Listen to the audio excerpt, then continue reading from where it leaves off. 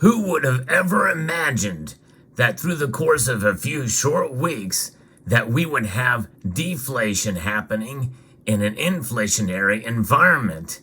And I'm talking about regarding a certain brand of beer. And what does this have to do with silver? Well, let's explore and find out.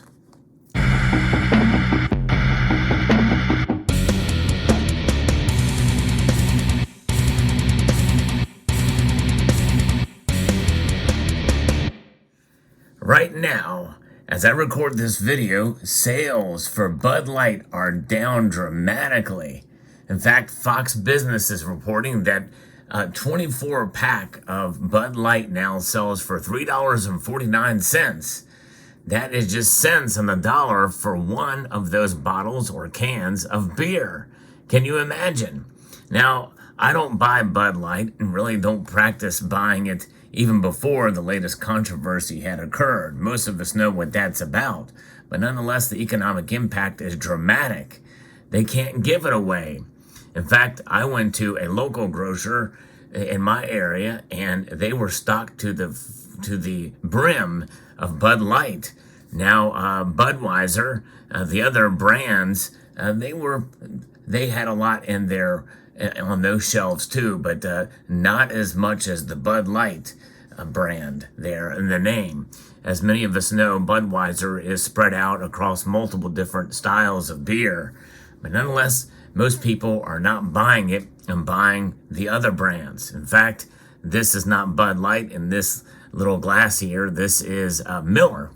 I'm a kind of a Miller guy. It's cheap, but it tastes pretty good. It's called the champagne of beers. And by the way, I'm not sponsored by Miller by any stretch of the imagination. Hopefully that wouldn't lead to a boycott if those of you know that I drink Miller. But nonetheless, this is where the environment is now in terms of inflation, deflation. Everything else is going up, but Bud Light sales are down. In fact, there's been some reports of them trying to give it away. Well, you know, I couldn't even refuse free beer, that's for sure. But nonetheless, silver, though, is somewhat in the same situation, I think, to some degree.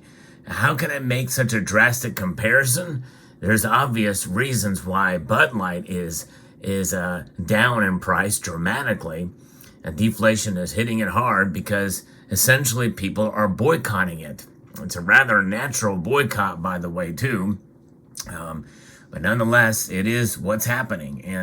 And how does that affect silver? Well, I think to some degree, there is a little bit of the paper markets with this. There's a little bit going on with the paper markets with silver.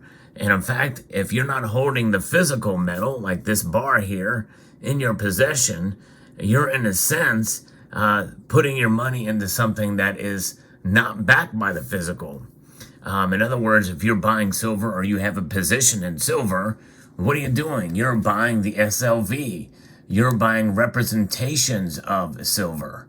And what does that mean? How is that manifesting itself? Well, I'm looking at the usdebtclock.org, and it actually just updated as I was recording this, or as I'm recording this video, down a tick, one little tick to 354.99 to 1. That's the paper to silver ratio. For really, it's 355 to 1. How is that measured? Well, according to the usdebtclock.org, that is a ratio, essentially, of the amount of paper silver in the markets, paper silver compared to the amount of world production of physical silver.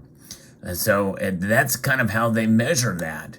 So again, when you think about it, it is the number of paper silver ounces traded on the major world silver exchanges divided by the actual world production of silver in ounces. So that's where that ratio comes from.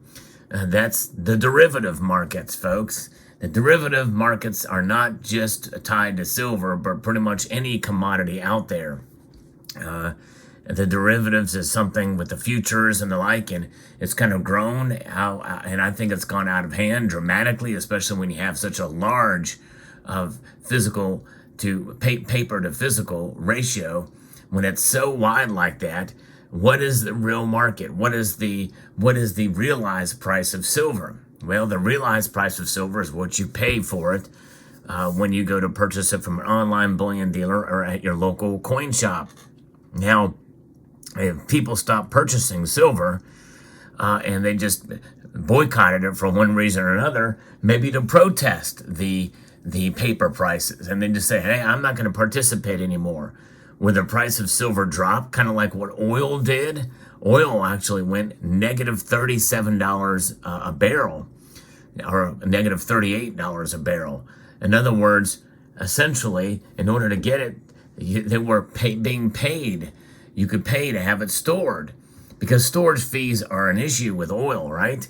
And storage fees can be a problem with silver too. In fact, you accumulate enough of it, where are you going to put it all? And most people, that's not a problem, but it can be if you're accumulating thousands of ounces. In fact, I know there is one member of this community who has probably well over 17,000 ounces of silver now. Storage has got to be an issue for him. Well, you know, I'm very curious to see where that silver is stored, how that is being stored. But nonetheless, what happens if people decide in protest to stop buying silver? Will we see deflation in silver's price? I think premiums would all but bottom out. In other words, we may go back to 69 cents over spot for silver bars or for silver coins. Obviously, for silver eagles, and there is this kind of set number, and I think that number is now close to $3 or $3.10 or something like that over spot for silver eagles. So you would get it for about, you know, who knows, $3.50, maybe $4 over spot. If people weren't buying them, well, they would have to lower that as low as possible. Or they may just not even have any orders placed for them, and you just may not see silver eagles out there. But nonetheless, this is a thought exercise video as well too, to just kind of give a perspective of kind of what happens in these kind of environments when there's no demand for something, the price bottoms out. It just scoops out, and yes, it can fall below. And for all practical purposes, it can fall below the cost to produce. And so, you know, if the silver eagles, if they're being ordered to demand, the U.S. Mint would have to probably lower their price as well too, to sell to the APs, authorized purchases, or any silver that's out there.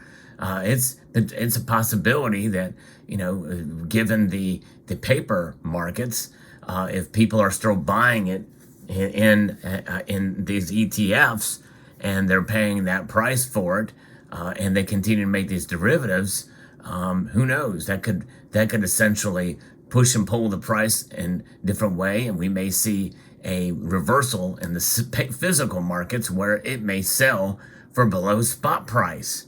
Now, that seems like a wild and ridiculous notion to think about it. But, you know, right now we're seeing sort of that separation between spot price and physical price, and that separation is the premiums. And it's really fully realized. It's really only fully realized after you go and you sell your silver for one reason or another. You go to sell that silver, and you're selling it for above spot price, above ask price. There's two different spot prices. There's the bid price, which is the price of silver based off of it being traded back into an institution, a major dealer and the like. They give you a price based off of the bid price. And then there's the ask price. And usually for silver, you know, it may be a dime's worth of difference between those two per ounce. And so, you know, if you go to sell your silver back to a bullion dealer, and it's $24 an ounce, and it's $24 bid price, you may get it at spot, or maybe a percentage below that, or in this market now, you may get $1 above that, so $25. But when you go to buy that silver, and it's $24.10 in the ask price, and you're getting it for $4 above that, it's $28.10 that you're going to be paying for that silver ounce. And in a different market, if people just all of a sudden boycotted silver, physical silver, in protest for price suppression, manipulation, and what have you. I don't know that would necessarily have much effect on the spot price as dramatically on the spot price. It would have some, because 25% of the silver market is the physical bullion like we see here. Although this is a poured piece, it's not really a bullion. Something that's self-poured for fun. But nonetheless, that could have an effect, kind of like we saw with the increased demand back during the silver squeeze movement. We saw a couple of days when the price popped out some. So we could see that move in the opposite direction and have a marginal impact on the silver spot price. But if people are still buying the silver, then you're going to start to see the price trade there, and you might buy physical silver for under spot price, under bid spot price. There's that separation in the opposite direction. Now, so I've given you two examples of one that we saw recently where physical was selling at a greater amount. There's a great amount of physical demand, which caused premiums to go up. We are, in a sense, still in that environment now. However, what happens if people stop buying paper silver? Let's think about that for a moment. If people stop buying the paper physical or the paper silver, what's that going to do to the spot price? Spot price would drop, and it would drop dramatically. And so let's say that at the bottom pretty much falls out of the paper silver market. All those derivatives at 355 to 1, and people stop buying it. You're going to see the price collapse. I'm talking sub $10 silver. However, if demand stays where it is in the physical markets, you will see premiums dramatically skyrocket. How will that reflect itself in terms of an ounce of silver? Well, let's say you go to buy that silver ounce, and that silver ounce, which may be cost $28 now. Let's say it's a Britannia like you see here, and it costs $28 an ounce now. And let's say that the silver spot price drops down below $10 an ounce. Well, you are going to see this particular silver bullion coin probably trade for right around the same price. The premiums have skyrocketed, but you're paying near the same price now because the physical bullion market hasn't changed. It's only the paper bullion market. And the people are going to be stark raving mad because of it. But that is essentially how these things work. You know, you're seeing essentially kind of a boycott of the paper silver market, and it's still reflected in high silver prices because you have that separation. And that separation is reflected in the physical demand for the product itself. And that is something that, you know, when you take possession of this, you're seeing it in your possession here, and it's not changed in terms of what this is comprised of. It's physical silver. Physical silver, in a way, really is separate, and we are witnessing that shift and that change. And so spot price is a number based off of what's happening largely in the derivative markets. And so that is kind of what's happening. With beer, it's a little bit more simple. It's a brand. It's a brand of beer that is being affected right now. Beer itself is not any cheaper. I bought a 6-pack the other night, and it still cost me, over $12. I'm going to take a sip of this beer right now. Why? Because it just looks too good to pass up. It tastes great. Yes, indeed. And so when you think about just the way the markets work and what will happen with Bud Light, well, things are going to come around. Sooner or later, Budweiser will not produce as much Bud Light. They're trying to change their image now and trying to recoup some sales. Likely, probably in time, this thing will disappear, go away. They may come up with a statement and say, we're sorry, or what have you, for the problem of their own choosing, and not knowing their clientele, their customer base, or not caring about their customer base, and with some of the marketing strategies. Does silver have a bad name? Some people think, with that there's a lot of manipulation and suppression going on, and there is. Could there be a boycott of paper silver? I highly doubt it. But I think that if there's going to be anywhere that it should be done, it should be in the paper markets. But it will not have an effect on the physical markets for the reasons I've stated. And because spot price is really just a number based off of the derivatives for silver that doesn't even exist. And that's the big message here. When you buy paper silver, and for all intents and purposes, unless you're buying the Sprotts PSLV, you're buying silver that doesn't exist. You're essentially buying the exposure to silver's price rather than the metal itself. You're not going to cash out for silver, highly unlikely, even if you buy PSLV. Most people that do that, they don't really want the silver. But I would encourage you, if you're in those markets, if you don't have any physical silver, to get some physical silver, because that's really where it's at. And I don't think, considering that silver itself, this is one reason why I chose to show a totally blank, unstamped, unbranded hunk of silver here, because when it's all said and done, the metal sells itself. It is what it is. It's been like this for thousands of years. There's no change in silver now. And so it doesn't have an agenda. And when it's all said and done. And in fact, this very well could be a Bud Light poured in a glass. You really don't know. Can you really tell the difference between some of these beers, some of these Pilsners? I don't know. I'm not that much of an expert. I like some of the darker beers. Some of those you can tell the difference between an IPA and a dark beer, but I'm going to take another sip here.